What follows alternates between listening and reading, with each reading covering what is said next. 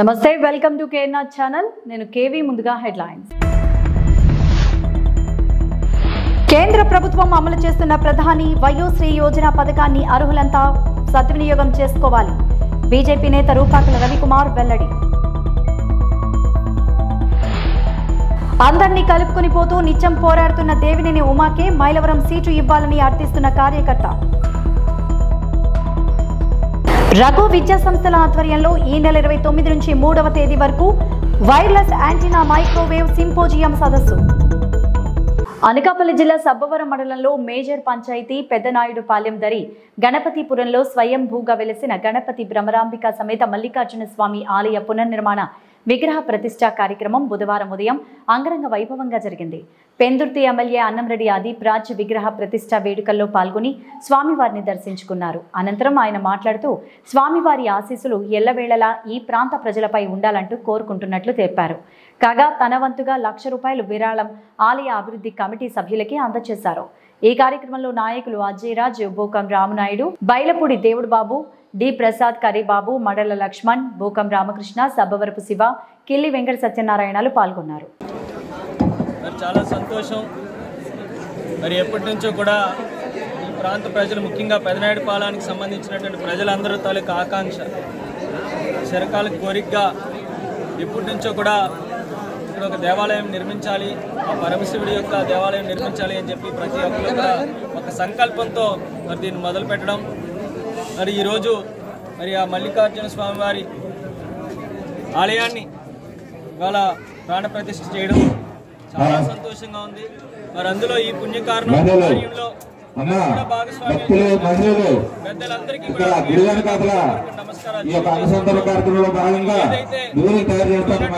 పెద్దలందరూ ఏకతాటి మీదకి వచ్చి ఈ ప్రాంతం బాగుండాలి అనే ఉద్దేశంతో, మరి ఆ స్వామివారి ఆశీస్సులు ఇక్కడ ఉండాలి అనే ఉద్దేశంతో రాజకీయాలకు అతీతంగా అందరూ కూడా వాళ్ళకు చేసి వాళ్ళకు అద్భుతమైనటువంటి దేవాలయాన్ని ఈ ప్రాంతంలో నిర్మించడం చాలా సంతోషం.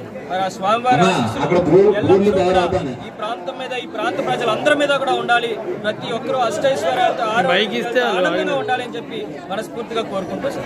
మైలవరం నియోజకవర్గంలో అధిక ఓటర్లు కలిగిన బీసీ సామాజిక వర్గానికి చెందిన తనకు టీడీపీ సీటు కేటాయించాలంటూ కొండపల్లి మున్సిపాలిటీ 17వ వార్డు కౌన్సిలర్ ముప్పసాని భూలక్ష్మి అన్నారు. ఎన్టీఆర్ జిల్లా మైలవరం నియోజకవర్గం కొండపల్లి మున్సిపాలిటీ 17వ వార్డు టీడీపీ కౌన్సిలర్ భూలక్ష్మి తన నివాసంలో మీడియాతో మాట్లాడారు.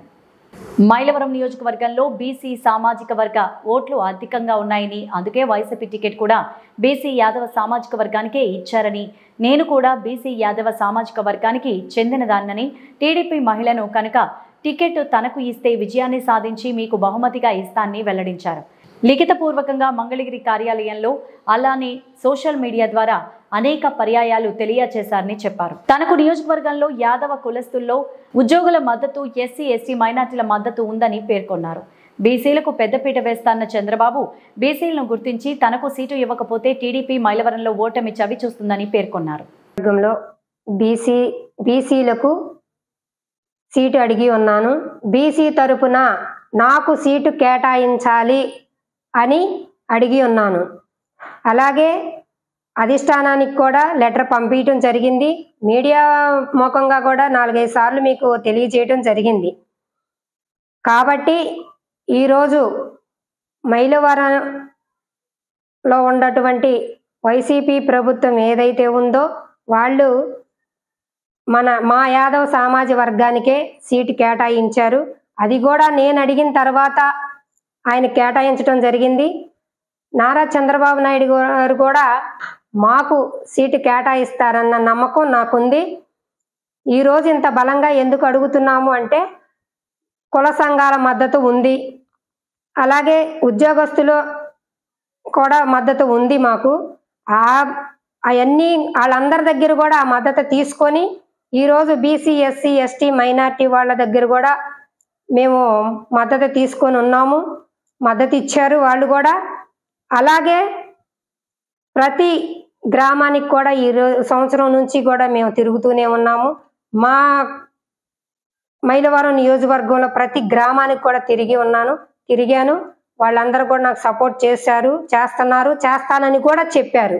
కాబట్టి ఈరోజు బీసీలకి అండగా ఉంటాను అన్నారు.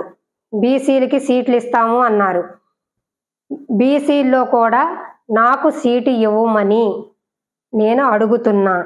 ఒకవేళ బీసీలని గుర్తించలేకపోతే మీరు ఓటమిని సరిచూస్తారని చెప్తున్నా. మరొక్కసారి చెప్తున్నా, ఓటమిని సరిచూడాల్సి వస్తుంది.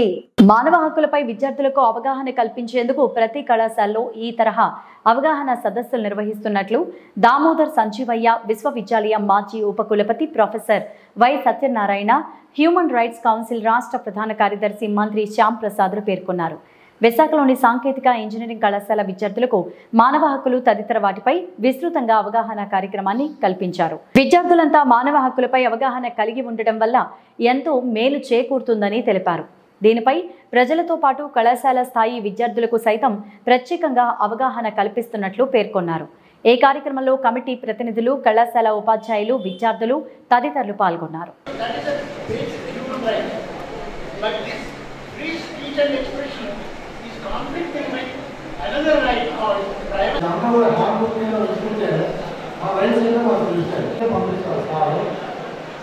ఇప్పుడు మాస్టర్ చాలా ఉద్యోగులను ప్రస్తావించారు.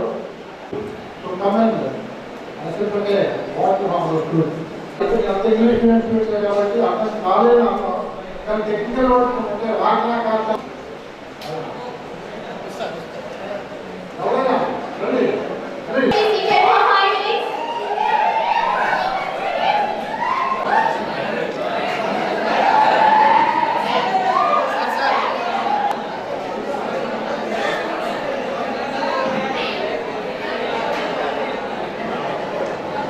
Fitness campaign for engineering students of Sanketika, both boys and girls.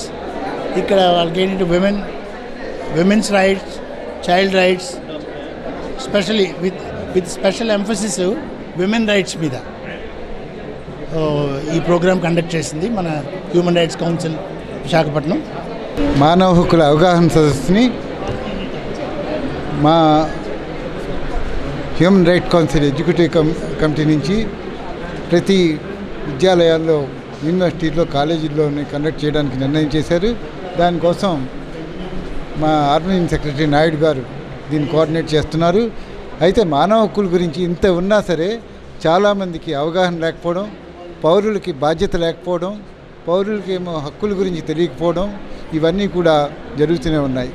దీన్ని మేము ఎప్పటికప్పుడు తీసుకువెళ్ళి విశాఖపట్నంలోనే కాదు, ఆంధ్రప్రదేశ్లోనే కాదు, మొత్తం రాష్ట్ర వ్యాప్తంగా, దేశవ్యాప్తంగా హ్యూమన్ రైట్స్ని పటిష్టం చేయాలని, పౌరుల హక్కులు కాపాడాలని, అన్నిటికన్నా ముఖ్యంగా విద్యార్థులకు ఉన్న హక్కులు, ఈరోజు విద్యని ఇది చేస్తున్నటువంటి వాళ్ళకి భవిష్యత్తు ఏ విధంగా ఉన్నది అన్నదాన్ని ఆ హక్కులు కాపాడుకోవడానికి విద్యార్థులు కూడా ఎప్పటికప్పుడు ఇది చేయాలి. దీంతో పాటు జీవించే హక్కు, విద్యా హక్కు, వైద్య హక్కు, అన్నిటికన్నా ముఖ్యంగా పర్యావరణ హక్కు, right of the environmental rights is the most important. Now the Visakhapatnam is in the bowl and we are regularly filing the cases in the National Green Tribunal also. Recently also, especially on the demolition and garbage etc. causing the much pollution, which we are filed in the NGT. And the NGT, National Green Tribunal, already issued notice to the state government to minimize the pollution and protect the rights of the people. Usha Rajeshwari అండి. నేను సాంకేతిక విద్యా పరిషత్ engineering కాలేజ్లో ఫ్యాకల్టీగా work చేస్తున్నాను, CSC department. So ఈరోజు ఈ session చాలా అద్భుతంగా జరిగింది. సో బై ప్రొఫెసర్ సత్యనారాయణ గారు మాకు చాలా వాల్యుబుల్ ఇన్ఫర్మేషన్ ఇచ్చారు. మాకు మా అధ్యాపకులకి అండ్ మరి విద్యార్థులు కూడా చక్కని సందేశం ఇచ్చారు. So on behalf of our college we are thanking them a lot, each and every one of the guests here. For all the speakers, we are saying thank you. Thank you so much, sir. ప్రజాస్వామ్యాన్ని కూని చేసే విధంగా ఒక party గెలిచి మరో పార్టీలో చేరిన MLA Vasupalli Ganesh Kumar చరిత్రలో నిలిచిపోతారంటూ 35వ వార్డు కార్పొరేటర్ విల్లూరి భాస్కరరావు అన్నారు.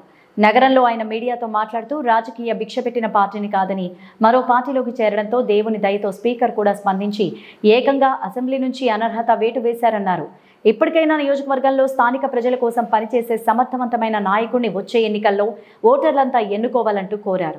చరిత్ర అంటే విశాఖ దక్షిణ నియోజకవర్గం స్వతంత్రం వచ్చిన దగ్గర నుంచి కూడా చాలా చాలా చాలా చాలా అంటే చరిత్ర ఉన్న ఈ యొక్క దక్షిణ నియోజకవర్గం. ఎందుకంటే ఇక్కడ దక్షిణ నియోజకవర్గంలో ఏ పార్టీ ఏ క్యాండిడేట్ అయితే ఏ పార్టీ అభ్యర్థి అయితే గెలుస్తారో ఆ పార్టీ అభ్యర్థి మాత్రం అక్కడ నిలదొక్కుని అక్కడ సీఎం సీటు అధిరోహించడం జరిగేది.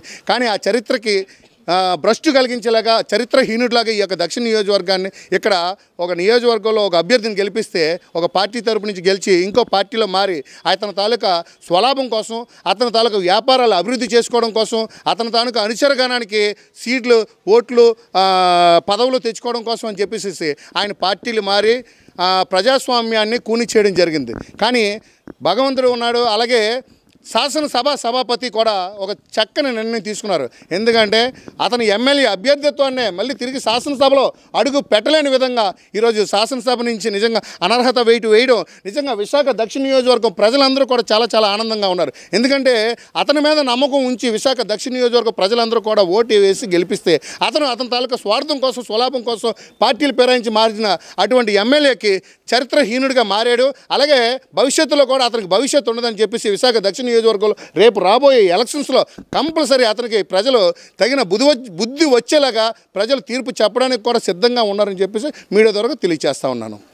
రఘు విద్యా సంస్థల ఆధ్వర్యంలో ఈ నెల 29 నుంచి మార్చి 3వ తేదీ వరకు 3వ వైర్లెస్ యాంటీనా మైక్రోవేవ్ సింపోజియం నిర్వహిస్తున్నట్లు సదస్సు general chairperson doctor PSR Chaudhary తెలిపారు. విశాఖలో ఏర్పాటు చేసిన మీడియా సమావేశంలో ఆయన వివరాలు వెల్లడించారు. 29న సదస్సు జేఎన్టీయూ విజయనగరం ఉపకులపతి ఆచార్య కె వెంకట సుబ్బయ్య ముఖ్య అతిథిగా హాజరవుతారన్నారు. IEEE సౌజన్యంతో ఈ కార్యక్రమాన్ని నిర్వహిస్తామన్నారు. విద్యార్థులకు ఉపయుక్తంగా అంతర్జాతీయ సదస్సు నిర్వహణ జరుగుతుందని వివరించారు. వర్తమాన పరిశోధకులు సాంకేతిక ఆవిష్కరణలపై నిపుణులు ప్రసంగాలు ఉంటాయని తెలిపారు. నూతన జ్ఞానాన్ని బదలాయింపు చేసుకోవడానికి పరస్పరం పంచుకోవడానికి ఈ సదస్సు వేదికగా నిలుస్తుందని పేర్కొన్నారు. సదస్సులో భాగంగా టెక్నికల్ సెషన్స్, కీలకోపన్యాసాలు, వర్క్షాప్లు, ప్రత్యేక sessions, student papers, poster presentation, plenary sessions నిర్వహిస్తున్నామని పేర్కొన్నారు. వ్యాంప్స్ అనేది ఆల్మోస్ట్ 3-4 సంవత్సరాల కింద మొదలైంది. ఎందుకంటే ఈ కాన్ఫరెన్సెస్ అన్నీ పెద్ద కాన్ఫరెన్సెస్ స్టూడెంట్స్కి అంత ఇంపార్టెన్స్ లేదు. ఎందుకంటే రిజిస్ట్రేషన్ ఫీ ఎక్కువ, మళ్ళీ హోటల్స్ ఛార్జెస్ అవి ఎక్కువ. అందుకని స్టూడెంట్స్కి ఫేవరబుల్ అనుకూలంగా ఉండే కాన్ఫరెన్స్ చేద్దామని ఐడియా వచ్చింది. సో దాంతో మిగతా వాళ్ళతో కూడా సంప్రదించి ఇది వ్యాంప్స్ అనేది ఫామ్ చేయడం అయింది సొసైటీ. వ్యాంప్స్ అంటే వైర్లెస్ యాంటెనా అండ్ మైక్రోవేవ్. ఈ 3 ఏరియాలు శాటిలైట్స్కి కానీ రేడార్స్కి కానీ వైర్లెస్ 5G కానీ వీటన్నిటికీ ఉపయోగం. అందుకని ఒక ఏరియా కాకుండా ఈ అన్ని ఏరియాలు కలిపి స్టూడెంట్స్కి ఫేవరబుల్గా ఉండే కాన్ఫరెన్స్ చేద్దామని ఐడియా వచ్చింది. ఇది 3వ ఎడిషన్. ఫస్ట్ ఎడిషన్ NIT రూర్కెల్లాలో చేసాం, అది కోవిడ్ టైంలో. అప్పటికి కూడా 150 మంది వచ్చారు. రెండవది పండిట్ దీన్ దయాళ్ యూనివర్సిటీ అహ్మదాబాద్లో చేసాం, దానికి అబౌట్ 180-200 పీపుల్ వచ్చారు. ఇప్పుడు దీనికి ఆల్మోస్ట్ 300 మంది వస్తారు. ఇది ప్రాబబ్లీ వైజాగ్లో ఉన్న దాంట్లో చాలా పెద్ద కాన్ఫరెన్స్. ఇది IEEE అంటే ఇది బిగ్గెస్ట్ ప్రొఫెషనల్ సొసైటీ ప్రపంచంలో, అది సపోర్ట్ చేస్తుంది. మళ్ళీ IEEE APS society, antennas and propagation society sponsor చేస్తుంది. అలాగే IET ఇండియాది స్పాన్సర్ చేస్తుంది. అలాగే వ్యాంప్ సొసైటీ స్పాన్సర్ చేస్తుంది. సో ముఖ్య ఉద్దేశం ఏంటంటే స్టూడెంట్స్కి బీటెక్ లెవెల్ నుంచి ఫస్ట్ ఇయర్ సెకండ్ ఇయర్ నుంచి ఎలా అటెండ్ అవ్వాలి, కాన్ఫరెన్సెస్ ఎలా ఉంటాయి, పేపర్లు ఎలా రాయాలి, రీసెర్చ్ ఎలా చేయాలి, ఇది ట్రైనింగ్ ఇవ్వడానికి మెయిన్ థింగ్. అందుకని ముఖ్య ఉద్దేశం స్టూడెంట్స్, యంగ్ ప్రొఫెషనల్స్. సో వాళ్ళని బాగా ఇన్వాల్వ్ చేయాలని వాళ్ళకి free travel grants, free accommodation అంతా కంప్లీట్ వ్యాంప్ సొసైటీ చూసుకుంటుంది. Dr. Sudhakaro on my right has instigated the creation of this conference, where the main goal is to try to bring the knowledge to students and create this bridge between the commercial world and companies like the Jet Propulsion Laboratory, NASA, ISRO and all of that. Try to create this bridge so that we can share knowledge and teach each other, inspire each other, So that's the main goal of this conference. We also have people from the industry that are coming to present their work and share their progress every single year, and that's also a platform for the industry to communicate what they are doing, sell their products, but also improve their product by getting feedbacks from other experts from all around the world. So we're very excited because WAMS is mostly targeting students, which most of the conference are not necessarily like that. And our goal is to inspire students to continue their development in STEMs. In this case, it's mostly radio frequency engineers. This time, we actually try to bring more people with diverse background. We have system engineers, mechanical engineers as well that will be giving a keynote presentation. And the purpose is mostly to inspire. If you're not familiar with NASA and especially JPL, our motto is to dare mighty things. When we come here and we talk to the students, we're trying to inspire them to bring this attitude wherever they work and wherever they will work, is try to do the impossible with technological breakthrough. Thank you. Steel plant ప్రైవేటీకరణను వ్యతిరేకిస్తూ ఉక్కు అఖిలపక్ష పోరాట committee ఉద్యమం చేస్తున్న సంగతి తెలిసిందే. తాజాగా ప్రైవేటు సంస్థలతో ఒప్పందాలు కొనసాగుతున్న నేపథ్యంలో గత రాత్రి నుంచి ఉక్కు పరిపాలనా భవనం వద్ద ఆందోళన చేస్తూనే ఉన్నారు. ఈడీ ఆఫీస్ నుంచి బయటకు రాకుండా భవనం చుట్టూ కార్మికులు ముట్టడించారు. నూతన వేతన ఒప్పందాలు అమలు చేయాలంటూ స్టీల్ ప్లాంట్లో మౌలిక సదుపాయాలను మెరుగుపరచాలని నేతలు డిమాండ్ చేశారు. స్టీల్ ప్లాంట్ను పూర్తి సామర్థ్యంతో నడపాలంటూ కోరారు. లాభాల బాటలో నడుస్తోన్న ప్లాంట్ను ప్రైవేటు వ్యక్తుల చేతుల్లో పెడదామని చూస్తే కార్మికుల ఆగ్రహానికి గురికావాల్సి వస్తుందని హెచ్చరించారు. ముట్టడి నేపథ్యంలో భారీ బందోబస్తు ఏర్పాటు చేశారు.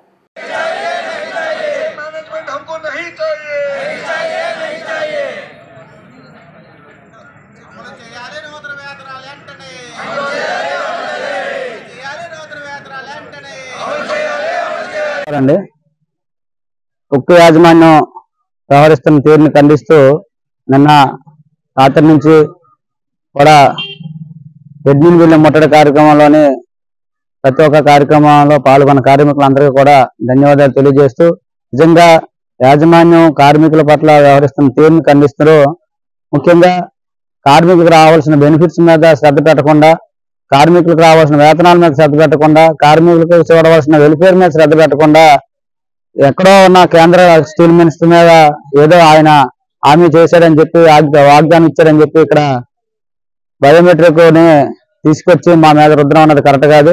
క్రమశిక్షణలోకి మారిపోయారుగా ఉక్కు కార్మికులుగా ఉన్నారు. మీకు అయితే క్రమశిక్షణ అయితే మీకు లేదు, కానీ కార్మికులుగా మాకైతే ఉంది. నిజంగా మీకు నిజంగా శుద్ధి ఉంటే మాతో మాట్లాడిన మాటలకి మీరు చేస్తున్న పనులకి వ్యత్యాసం ఒకసారి ఆలోచించుకోవాల్సి వచ్చింది. నిజంగా బయోమెట్రిక్ అయితే వ్యతిరేకంగా వ్యతిరేకం అనట్లేదు, వ్యతిరేకంగా కాకుండా మీకు సపోర్ట్ చేస్తాం. ముందు మీరు రావాల్సిన మాకు ఇవ్వాల్సిన వేతనాలు కానీ, మాకు చూడవలసిన వెల్ఫేర్ కానీ ఏమీ చూడకుండా, మీరు ఏమీ చేయకుండా మీరు ఇష్టానుసారంగా సర్క్యులర్లు జారీ చేస్తే చూస్తూ ఊరుకుంటామని చెప్పి మీ ద్వారా ఈ విషయాన్ని తెలియజేస్తున్నాం. ముఖ్యంగా ఎక్కడ ఉన్న కేంద్ర ప్రభుత్వం ఇక్కడ స్టీల్ ప్లాంట్ ని ఈ 3 సంవత్సరాలు జరుగుతున్న ఉద్యమాన్ని మొత్తం అణచివేయాలని చెప్పి బయోమెట్రిక్ విధానాన్ని తీసుకొచ్చి కార్మికులను భయాందోళన చేసి వేరేగా ఆలోచనలు సృష్టించాలని చెప్పి ఈరోజు ఉద్యమాన్ని పడుకోబెట్టాలని చెప్పి మీరు ఆలోచన చేస్తే ఉద్యమాన్ని మీరు పడుకోబెట్టితే పడుకునేది కాదు. ఇది ఎంతో మంది ప్రాణ త్యాగాలతో వచ్చిన స్టీల్ ప్లాంట్, ఎంతో మంది భూములతో వచ్చిన స్టీల్ ప్లాంట్, 32 మంది ప్రాణ త్యాగాలతో కాపాడుకున్న స్టీల్ ప్లాంట్ ని మీరు చూస్తూ మీరు ఎవరికో పేదవారికి ఇచ్చేస్తామంటే చూస్తూ ఊరుకునే ప్రసక్తి లేదు. రానున్న కాలంలో కేంద్ర ప్రభుత్వం స్టీల్ ప్లాంట్ కాపాడుతాను ప్రయత్నం చేయాలి. రెండోది, ఇక్కడ యాజమాన్యం ఏదైతే సర్క్యులర్లు ఇచ్చారో అవన్నీ కూడా వెనక్కి తీసుకునే వరకు అక్కడ ఏడీఎం బిల్డింగ్ దగ్గర ముట్టడి కార్యక్రమం అలాగా నిరసన కార్యక్రమం జరుగుతూనే ఉంటుందని మేము ద్వారా తెలియజేస్తాం. విశాఖ దక్షిణ నియోజకవర్గంలోని 35వ వార్డులో 9 కోట్లతో యూజీడీ ప్రాజెక్టు పనులు చేపడుతున్నట్లు స్థానిక కార్పొరేటర్ వేలూరి భాస్కర్ రావు అన్నారు. వార్డు పరిధిలోని నిత్యం ప్రజలంతా ఇబ్బందులు పడుతున్న యూజీడీ సమస్య పరిష్కారాన్ని దృష్టిలో ఉంచుకొని ఈ నిర్ణయం తీసుకున్నామని తెలిపారు. గతంలో ఉన్న మోటార్లను తొలగించి వాటి స్థానంలో కొత్త మోటార్లు ఏర్పాటు చేస్తున్నామన్నారు. ఈ ప్రాజెక్టు పూర్తయితే యూజీడీ పరంగా ఎటువంటి ఇబ్బందులు ఉండవు అన్నారు. ఈ కార్యక్రమంలో స్థానిక పార్టీ నాయకులు, జీవీఎంసీ అధికారులు తదితరులు పాల్గొన్నారు. నుంచి వచ్చే under ground drainage water system ఎప్పుడు కూడా ఇక్కడ వాటర్ ఫౌంటైన్లుగా రోడ్లపై బురదలుగా పారుతూ వాహన చోదకులు కానివ్వండి, బాటసార్లు కానివ్వండి తీవ్ర ఇబ్బంది కలిగిస్తూ కూడా ఎంతో ఇబ్బంది గురి చేసేది. కానీ ఆ యొక్క ఇబ్బందిని దృష్టిలో పెట్టుకొని ప్రజలకు సమస్య తీర్చాలనేది ఒక గొప్ప సదుద్దేశంతో జీఎంసీ గారికి నేను స్థానిక కార్పొరేటర్గా సమస్యను వివరిస్తే 9 కోట్ల రూపాయలు ప్రాజెక్టు నిర్మాణం చేపట్టి, అంటే 35 HP మోటార్ ఉండే దగ్గర 175 HP మోటార్లు 5 నిర్మాణం చేపట్టి వాటి స్థానంలో 175 HP మోటార్లు రన్ చేస్తూ ఏవైతే మెయిన్ లైన్లో ప్రాబ్లం ఉందో ఆ యూజీడీ ప్రాబ్లం అన్నది గతంలో క్లియర్ చేయడం జరిగింది. కానీ ఈరోజు మళ్ళీ సబ్ లైన్లో ఏవైతే గతంలో 30 సంవత్సరాల కింద వేసిన పింక్ పైపులు అంటే 6 అంగుళాల లైన్లో వేయడం వల్ల ఇప్పుడు ఇక్కడ ఏంటంటే 175 కుటుంబాలు ఇక్కడ స్థానికంగా నివాసం ఉండడం వల్ల ఇక్కడ అంటే వచ్చే ఫోర్స్ని బట్టి ఆ కిందనున్న ఏవైతే పింక్ పైపులు ఉన్నాయో గతంలో వేసిన పింక్ పైపుల్ని పందికొక్కులు కానివ్వండి, అలాగే కిందన ఏంటంటే వాటర్ సిల్ట్ చేరిపోవడం వల్ల అవన్నీ కూడా కొలాప్స్ అయిపోయి అంటే శిథిల దిశలో ఉండడం వల్ల వాటన్నిటిని కూడా పునర్నిర్మాణం చేపట్టడం కోసం ఈరోజు ఈ 35వ వార్డు ప్రాంతంలో ఉన్న అన్ని సబ్ లైన్లోని కూడా యూజీడీ వర్క్ మళ్ళీ కూడా వాటన్నిటిని కూడా అంటే రెట్రోఫిట్ అంటే పునర్నిర్మాణం చేపట్టే విధంగా ఈరోజు శంకుస్థాపన చేయడం జరిగింది. అలాగే ఈ యొక్క 175 కుటుంబాలు కూడా సిమెంట్కోట నాగభూషణం గారి సందులో ఉన్న 175 కుటుంబాలు కూడా గతంలో ₹1 కూడా ఖర్చు లేకుండా రాష్ట్ర ప్రభుత్వం చేత 175 పక్కా అంటే వీళ్ళందరికీ కూడా పట్టాలు కాకుండా డాక్యుమెంట్స్ అంటే కన్వెన్స్ డీడ్ డాక్యుమెంట్స్ రిజిస్ట్రేషన్ చేసి అంటే అవసరమైతే అంటే గతంలో గత ప్రభుత్వంలో అయితే ఏం జరిగేదని అంటే ఇక్కడ పట్టాలు 10-12 సంవత్సరాలు అంటే పట్టాలు మాత్రమే ఉండేవి. కానీ పట్టాలు కాకుండా 10-12 సంవత్సరాల రైట్స్ కాకుండా ముందుగానే గతంలో 40 సంవత్సరాల నుంచి ఉన్న వీళ్ళందరికీ కూడా డైరెక్ట్గా కన్వెన్స్ డీడ్ ముందు పట్టాలు ఇచ్చి తర్వాత కన్వెన్స్ డీడ్ వచ్చే విధంగా ఉండే. కానీ ఈరోజు అలా కాకుండా వీరందరికీ కూడా డైరెక్ట్గా పట్టాలు ఇచ్చి రిజిస్ట్రేషన్ చేసి అంటే వీళ్ళకి ఏదైనా సరే మళ్ళీ శుభకార్యంలో మళ్ళీ అవసరమైతే ఆర్థికంగా వీళ్ళకి ఏదైనా సరే ఇబ్బంది కలగకూడదనే ఉద్దేశంతో బ్యాంకులకి వెళ్తే లోన్ తెచ్చుకునే విధంగా ఏర్పాటు కూడా చేసి వీరందరికీ కూడా ₹1 కూడా ఖర్చు లేకుండా 175 గృహాలకి కూడా పక్కా కన్వెన్స్ డీడ్ కూడా ఇవ్వడం జరిగిందని చెప్పేసి ఒక మీడియా ద్వారా తెలియజేసుకుంటూ ఈరోజు ఈ కార్యక్రమాన్ని ప్రారంభించడానికి చాలా ఆనందదాయకంగా ఉందని చెప్పి పేరున ధన్యవాదాలు తెలియజేసుకుంటూ సెలవు తీసుకుంటా ఉన్నాను.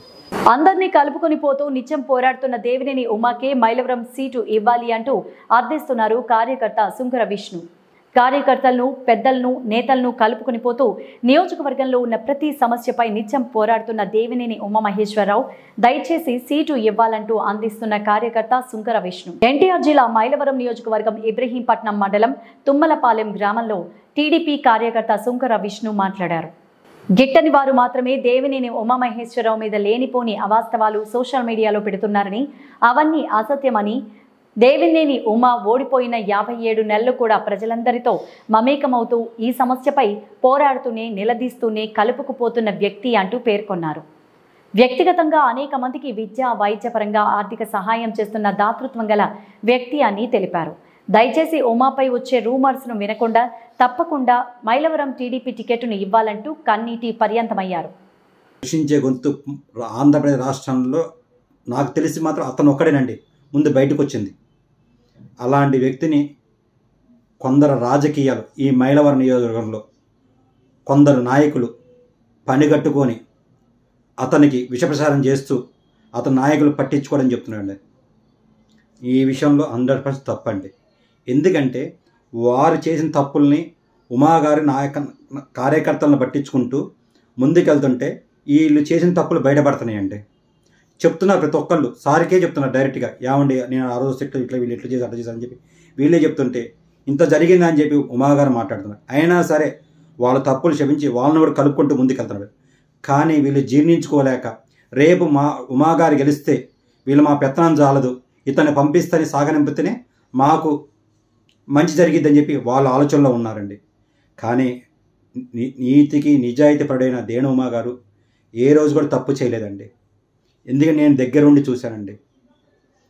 దివ్యాంగుల కోసం కేంద్ర ప్రభుత్వం అమలు చేస్తున్న ప్రధానమంత్రి వయోశ్రీ యోజన పథకాన్ని అర్హులైన పేదలంతా సద్వినియోగం చేసుకోవాలని బీజేపీ నేత రూపాకల రవికుమార్ పేర్కొన్నారు.